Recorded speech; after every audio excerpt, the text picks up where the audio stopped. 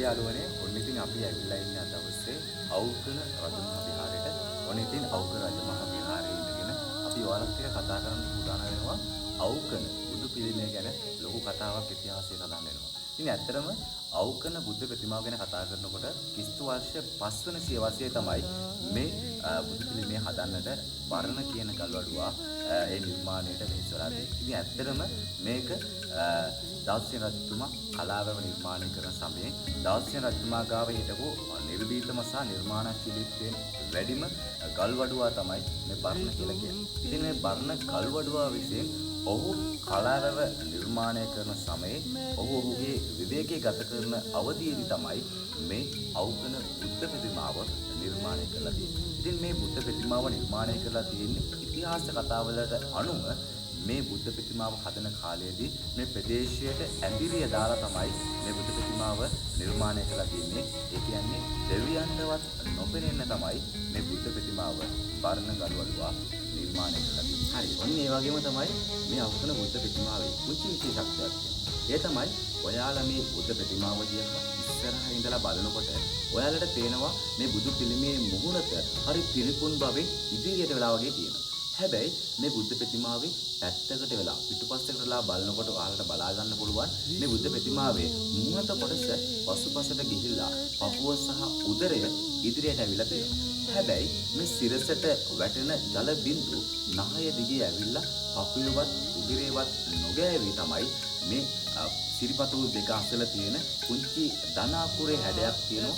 ඒ ධනාපුරේ මැද කුංචි මඩටිය ඇති එක ස්වරූපයක් ගන්න පොඩි ගැටිත්තක් තියෙනවා. මේ ගැටිත්තර තමයි ඒ සියලුම ජල බිඳු වැටෙන්නේ. ඉතින් එතකොට ඔයාලට බලා ගන්න පුළුවන් මේ අවුකන බුද්ධ ප්‍රතිමාව කියලා කියන්නේ හරි සිරස්ව හරි ඍජුව හදපු නිර්මාණයක් තමයි අවුකන බුද්ධ ප්‍රතිමාව කියලා කියන්නේ. හරි. ඒ වගේම මේ අවුකන බුද්ධ ප්‍රතිමාව නරඹන්න ඉන්න ඔයාලට පුංචි ප්‍රශ්නයක් තියෙනවා. ඒ තමයි මේ බුද්ධ ප්‍රතිමාව දෙපැත්තට වෙන්න ගල් වලින් වට වෙච්ච පුංචි කවුළු දෙකක් තියෙනවා. මේ කවුළු දෙක නිර්මාණය වෙලා තියෙන්නේ නිර්මාණය කරලා තියෙන්නේ ඇයි කියලා පොඩි ප්‍රශ්නයක් පාට එන්න පුළුවන්. ඇත්තටම වර්ණ ගල්වඩුවා මේ කවුළු දෙක නිර්මාණය කරලා තියෙන්නේ මේ කවුළු දෙකේ මේ බුද්ධ ප්‍රතිමාව ඇතුළට එනවා සිසිල් සුළඟත් එක්ක සබහාදහම.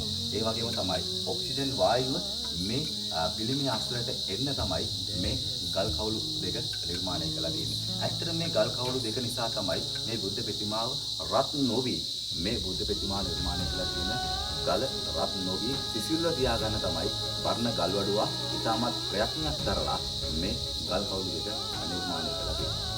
හරි. ඔන්න ඉතින් අද දවසේ අපි අවුකන බුද්ධ ප්‍රතිමාව පිළිබඳව ඔයාලට විස්තරයක් අරගෙන ආවා. ඉතින් මේ තමයි අවුකන බුද්ධ ප්‍රතිමාව ගැන ඔයාලා අපි දන්න ලස්සන ඇත්ත කතාව. ඉතින් ඔයාලා එන්න අවුකන බුද්ධ ප්‍රතිමාව බලන්න.